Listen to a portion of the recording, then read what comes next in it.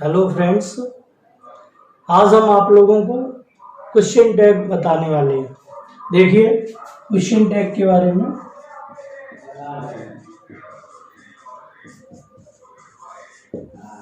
Question tag, इसमें हम सबसे पहले एक सेंटेंस लिखते हैं।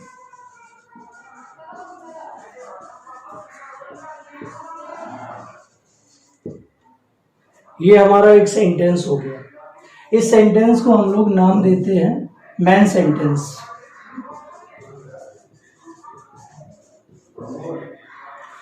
मैन सेंटेंस के अकॉर्डिंग ही हम लोग क्वेश्चन टैग निकालते हैं। सबसे पहले मैन सेंटेंस के अकॉर्डिंग क्वेश्चन टैग जब निकालेंगे तो सबसे पहले यहां हम नोट करते हैं helping verb, after that not note कर सकते हैं,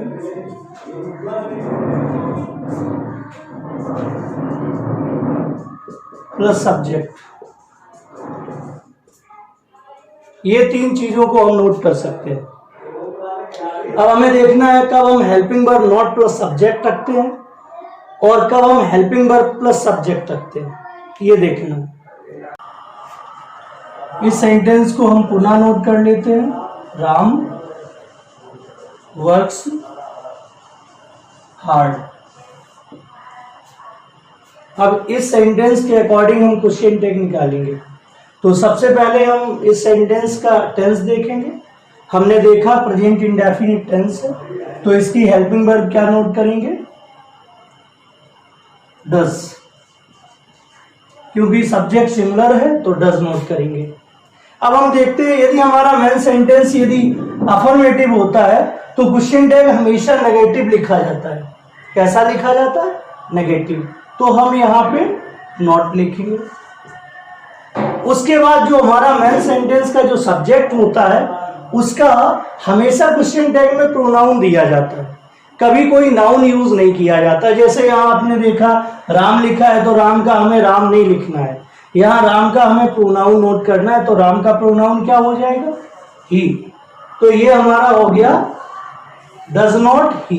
बट हम देखेंगे कि ये जो क्वेश्चन टैग होता है उसको हमेशा कॉन्ट्रैक्टेड फॉर्म में लिखा जाता है। कॉन्ट्रैक्टेड फॉर्म का मतलब होता है संक्षिप्त फॉर्म में। तो हम लोग इसको संक्षिप्त फॉर्म में कैसे लिखेंगे? तो इसको हम लोग लिखेंगे डजंट ही। क्या नोट करेंगे? डजंट ही नोट करेंगे। नेक्स्ट सेंटेंस एक देख लेते हैं। जैसे मोहन रीड्स आ नोवेल। अब ये हमारा मेन सेंटेंस है, इसके अकॉर्डिंग फिर हमें क्वेश्चन टैग निकालना है। तो सबसे पहले helping verb present indefinite tense है, इसकी हेल्पिंग वर्ब डज हो जाएगी। मेन सेंटेंस हमारा अफर्मेटिव है तो क्वेश्चन टैग जाएगा नेगेटिव, तो हो जाएगा डजंट। और मोहन का प्रोनाउन जाएगा ही। तो इसका क्वेश्चन टैग हमने निकाला दोस्तों क्या? Doesn't he. क्या निकाला? Doesn't he. एक नेगेटिव सेंटेंस देख लेते हैं हम लोग। जैसे you do not read a novel. इसका हम लोग क्वेश्चन टैग निकालते हैं। तो हमने देखा अब हमारा मेन सेंटेंस कैसा है? मेन सेंटेंस अब हमारा नेगेटिव है। यदि हमारा मेन सेंटेंस नेगेटिव होता है तो क्वेश्चन टैग हमेशा अफर्मेटिव लिखा जाता है, और यदि हमारा मेन सेंटेंस अफर्मेटिव होता है तो क्वेश्चन टैग हमेशा नेगेटिव लिखा जाता है। क्वेश्चन टैग कैसा लिखा जाता है? नेगेटिव लिखा जाता है। तो इसको देख लें। सबसे पहले helping verb present indefinite tense है, तो हेल्पिंग वर्ब यू के अकॉर्डिंग क्या हो जाएगी? डू। मेन सेंटेंस आपका नेगेटिव है तो क्वेश्चन टैग बनेगा अफर्मेटिव, तो हम क्या रखेंगे? सब्जेक्ट। सब्जेक्ट क्या है?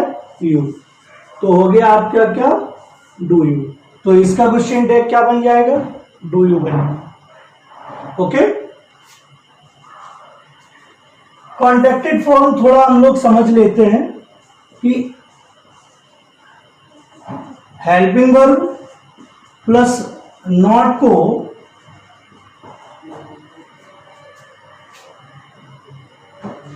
हम लोग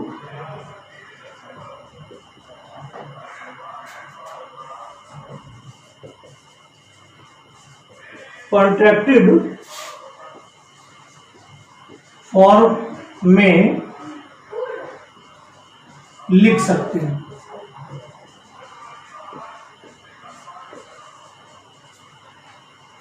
अब इसकी अलग अलग फॉर्म्स है, तो वो हम आप लोगों को लिख के दिखाते हैं।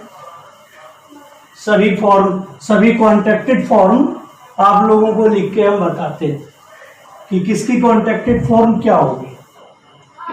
सबसे पहले हम लोग देख लेते हैं, जैसे कहीं लिखा हुआ है डज नॉट का हम लोग कॉन्ट्रैक्टेड फॉर्म लिखेंगे, डजंट नोट करेंगे। Do not contracted form don't note करेंगे।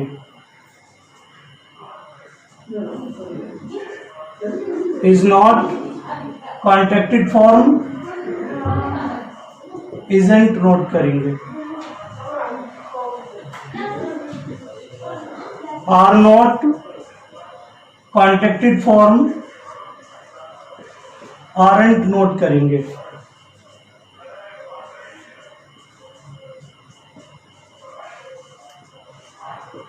Am I not contracted form aren't I note करेंगे।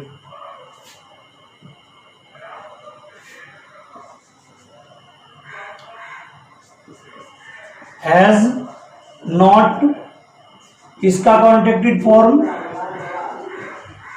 हैजंट। हैव नॉट इसका कॉन्ट्रैक्टेड फॉर्म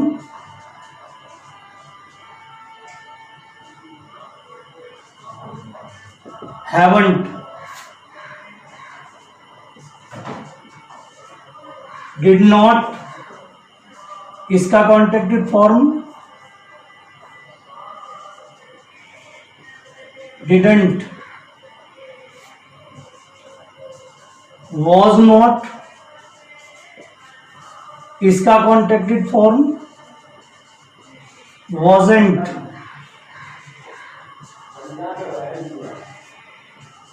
were not इसका कॉन्ट्रैक्टेड फॉर्म weren't नोट करेंगे। क्या इसका कॉन्ट्रैक्टेड फॉर्म हम लोग weren't नोट करेंगे। नेक्स्ट आगे देखिए, had plus not, had not को क्या लिखेंगे, हैडंट नोट करेंगे।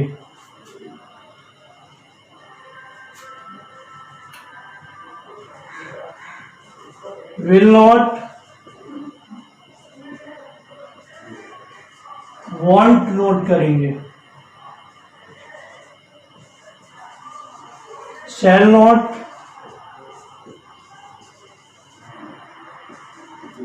शांट नोट करेंगे।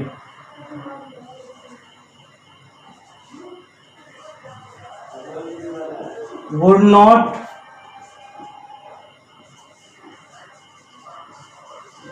वुडंट नोट करेंगे।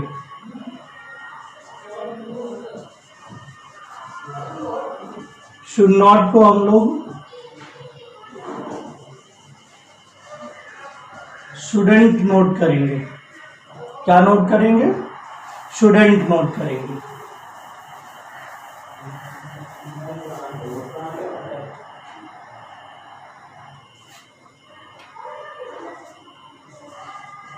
कैन नॉट को हम लोग कांट नोट करेंगे।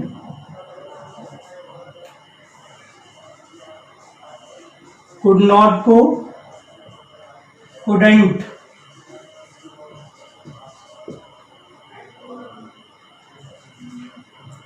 may not, mayn't, mayn't note करेंगे।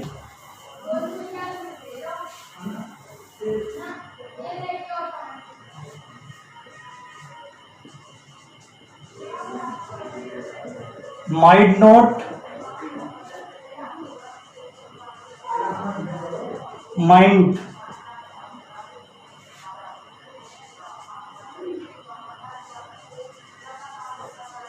out not, out,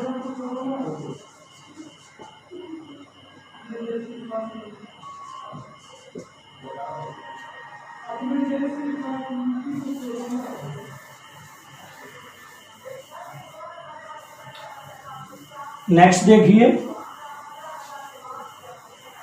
आगे और भी मॉडल वर्ब है।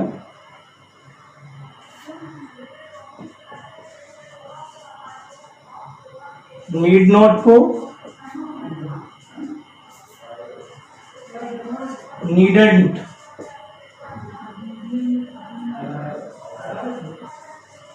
डेयर नॉट को डेयरेंट,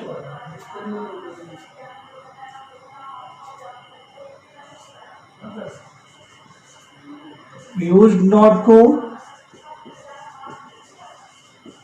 यूजेंट, एंड मस्ट नॉट को मस्टेंट नोट करेंगे। तो ये हम लोग ये क्वेश्चन टैग के कॉन्ट्रैक्टेड फॉर्म है। हेल्पिंग वर्ब प्लस नॉट को हम लोग इस तरह से कॉन्ट्रैक्टेड फॉर्म में नोट कर सकते हैं। अब हमने देखा यदि हमारा, इसको पहले देख लेते हैं कि क्वेश्चन टैग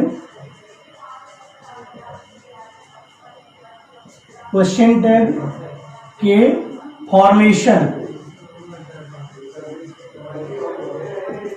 कि क्वेश्चन टैग के कितने फॉर्मेशन हो सकते हैं।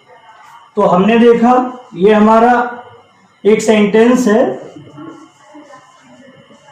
वो मान लो अफर्मेटिव है।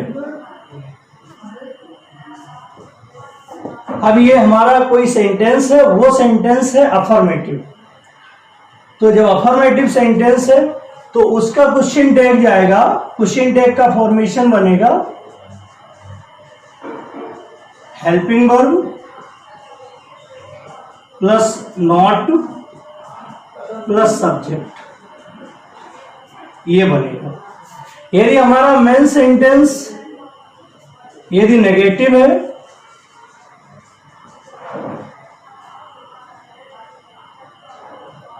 तो उसका क्वेश्चन टैग का फॉर्मेशन बनेगा, नेगेटिव है तो उसका फॉर्मेशन क्या बनेगा, उसका फॉर्मेशन बनेगा हेल्पिंग वर्ब प्लस सब्जेक्ट, ये फॉर्मेशन बना। यदि हमारा मेन सेंटेंस अफर्मेटिव है तो क्वेश्चन टैग का फॉर्मेशन होगा helping verb not plus subject. यदि हमारा मेन सेंटेंस यदि नेगेटिव है तो उसके क्वेश्चन टैग का फॉर्मेशन बनेगा हेल्पिंग वर्ब प्लस सब्जेक्ट। इस तरह से हम लोग बनाते हैं। देखिए आगे और कुछ सेंटेंसेस देख लेते हैं हम लोग करके, जिससे कि अच्छे से कंप्लीट हो जाए। मैंने लिखा सी इज अगली, ये हमारा मेन सेंटेंस है। अब हमें इसका क्वेश्चन टैग निकालना है। तो सबसे पहले हम देखते हैं टेंस क्या है। तो टेंस हमारा प्रेजेंट टेंस है। तो जो टेंस, जो मेन सेंटेंस का टेंस होता है वही क्वेश्चन टैग का भी टेंस होता है। तो सबसे पहले हेल्पिंग वर्ब क्या हो जाएगी, इज। अब मेन सेंटेंस हमारा कैसा है, अफर्मेटिव है, तो क्वेश्चन टैग कैसा हो जाएगा? नेगेटिव। तो क्या हो जाएगा? इजंट। और मेन सेंटेंस का सब्जेक्ट क्या है? सी। तो यहां आ जाएगा क्या? सी। तो ये हमारा हो गया क्या? इजंट सी। ये हमारा क्वेश्चन टैग बन गया। नेक्स्ट देख लीजिए। ही केम हियर लास्ट नाइट। ये हमारा मेन सेंटेंस। मेन सेंटेंस के अकॉर्डिंग ही हमें क्वेश्चन टैग निकालना है। तो सबसे पहले मेन सेंटेंस का टेंस क्या है? केम है, वर्ब की सेकेंड फॉर्म है, तो पास्ट इंडेफिनिट है। पास्ट इंडेफिनिट की हेल्पिंग वर्ब डिड। सेंटेंस कैसा है? अफर्मेटिव। तो क्वेश्चन टैग कैसा बनेगा? नेगेटिव। तो क्या हो जाएगा? डिडंट हो जाएगा। प्रोनाउन क्या मिल रहा हमें? ही। ये बन गया हमारा क्या? Didn't he. तो इस तरह से हम क्वेश्चन टैग निकाल लेते हैं।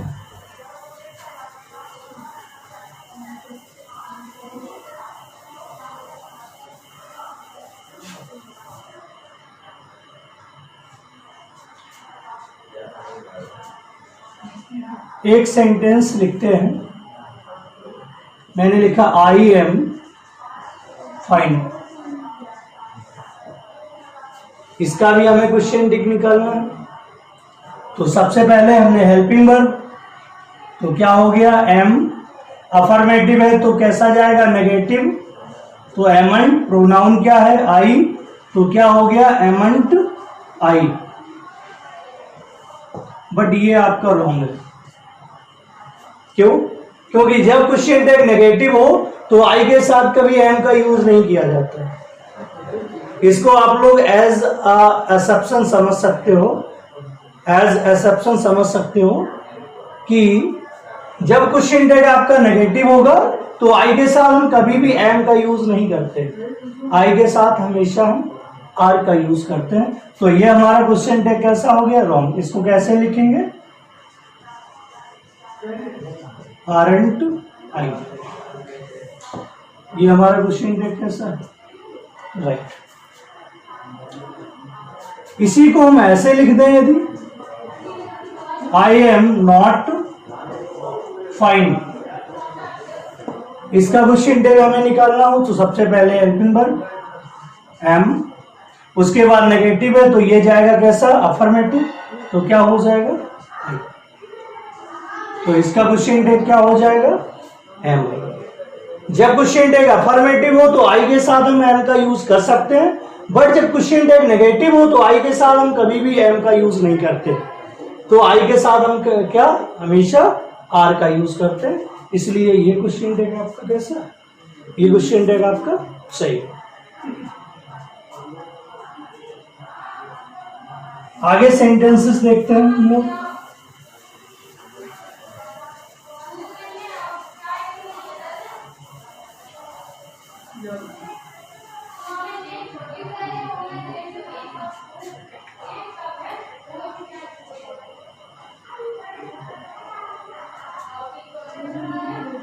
यदि किसी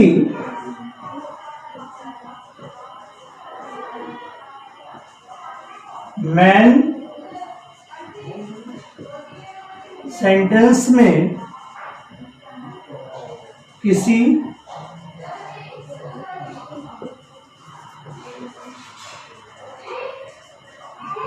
इंडेफिनिट प्रोनाउन का प्रयोग हो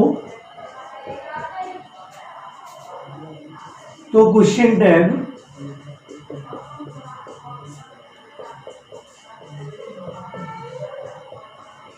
कैसे निकालेंगे? मान लो कोई ऐसा मेन सेंटेंस है जिसमें किसी इंडेफिनिट का प्रोनाउन है, इंडेफिनिट प्रोनाउन का प्रयोग है, तो क्वेश्चन टैग हम लोग कैसे निकालेंगे? इंडेफिनिट प्रोनाउन का मतलब होता है अनिश्चयवाचक सर्वनाम। जब अनिश्चयवाचक सर्वनाम का मतलब जब कोई कार्य किसी व्यक्ति के द्वारा हुआ हो बट ये क्लियर ना हो कि कार्य किसके द्वारा हो रहा है, कार्य किसने किया, तो वह प्रोनाउन हमारा इंडेफिनिट प्रोनाउन कहलाता है। इसमें प्रोनाउन, कुछ प्रोनाउन आते हैं इंडेफिनिट प्रोनाउन, जैसे somebody, nobody, anybody,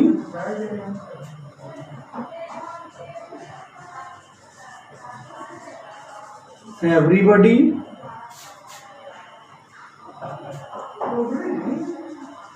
someone, no one,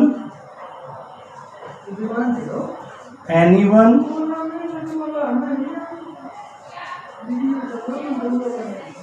everyone। और भी है जैसे समथिंग, नथिंग,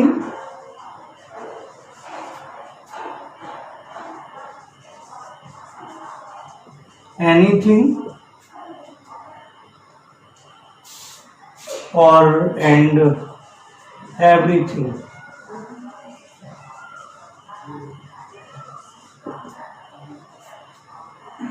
ये हमारे इंडेफिनिट प्रोनाउन है।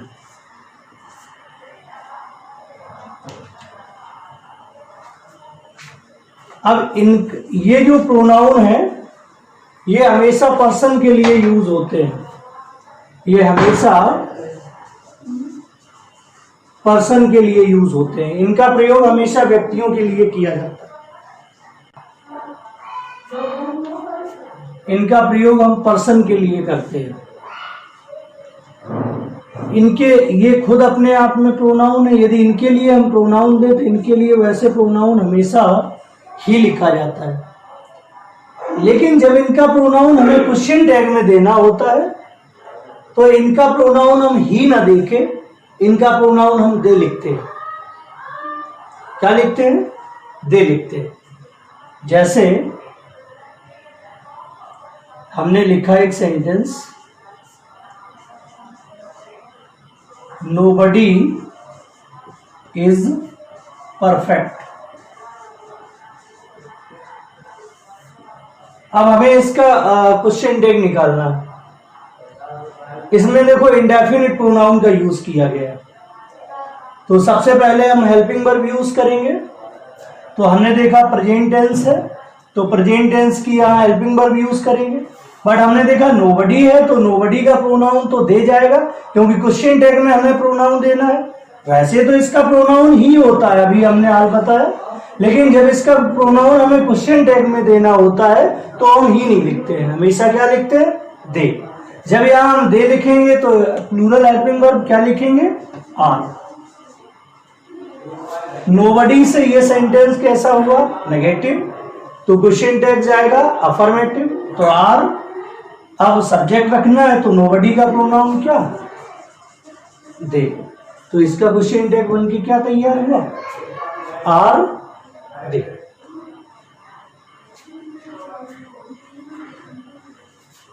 नेक्स्ट एग्जाम्पल आगे देख लेते हैं। इनको देखिए, ये भी हमने इंडेफिनिट प्रोनाउन के रूप में लिखे हैं। Something, nothing, anything and everything. इसमें देखो थिंग लगा है। थिंग माने होती है वस्तु, और वस्तुएं कैसी होती है? निर्जीव होती है, इसलिए इनका जो प्रोनाउन होता है वो हमेशा इट लिखा जाता है। वैसे भी इट का प्रोनाउन इट होता है, और जब हमें इनका प्रोनाउन क्वेश्चन टैग में देना होता है तब भी इनका प्रोनाउन हमेशा इट लिखा जाता है। जैसे एग्जाम्पल लिखा, समथिंग इज मिसिंग।